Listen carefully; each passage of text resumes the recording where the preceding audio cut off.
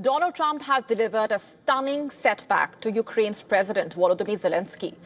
After days of threats and tough talk, warning Russia that he would arm Ukraine with Tomahawk missiles if Moscow refused to return to peace talks, the US president has now pulled back. The threat is off the table, at least for now. For days, remember, Trump had been brandishing the possibility of sending Kiev one of America's most powerful weapons, the Tomahawk, a missile with a range of up to 2,500 kilometers.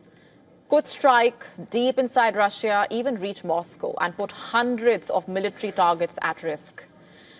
The Kremlin had warned that such a move would mark, quote, a very dramatic moment in the war. Zelensky, who was visiting Washington for talks with Trump, was expected to press for the missiles during his White House visit. But on the eve of that meeting, Trump held a call with Putin, and soon after he changed course. Trump said America cannot afford to deepen its own missile shortage, dashing Kiev's hopes of securing the Tomahawks.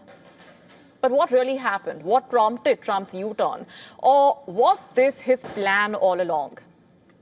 To use the threat as leverage, perhaps, and not as a promise. Let's break this down for you. First, what makes these Tomahawks such a big deal? Why are they so important? You see, the Tomahawk land attack missile is one of America's most powerful long-range weapons, and it's exactly what Ukraine has been asking for, because it would massively extend Kiev's reach, allowing it to hit targets deep inside Russia with precision. The US has already allowed Ukraine to use Army tactical missile systems with a range of about 300 kilometers. In fact, the Tomahawk, the precision-guided Tomahawk cruise missile, can strike targets from 1,000 miles, that's 1,600 kilometers away, even in heavily defended airspace. Think about that. Moscow, its oil refineries, its drone factories, its military bases, all could be within reach. According to the Institute for the Study of War, at least 1,900 Russian targets could fall within range of a full variant Tomahawk. Even a shorter 1,600-kilometer version could reach key sites, including the factory in Yelabuga, where Russia is mass-producing Shahed attack drones being used against Ukraine. Right now, Ukraine has been using long-range drones to strike Russian oil refineries, some as far as 1,400 kilometers beyond the front lines. Now, these strikes have damaged facilities, but experts say drones alone cannot destroy heavily fortified targets. In fact, the ISW notes that drone warheads are small, about 120 kilograms on Ukraine's FP-1 drones, while a Tomahawk can carry a warhead nearly 4 times heavier. In short, Tomahawks would give Ukraine the power to strike harder, deeper, and with greater impact. And this is important because they are not just a magic bullet. War experts say that there has been an obsession, in a way, with the Tomahawk, even though it's based on decades-old technology. Then there is Russia, of course, with its modern air defenses, like Russia's S-400 systems, capable of shooting them down. Sure, Tomahawks could help pressure Russia's air defenses, but they will not actually change the course of the war.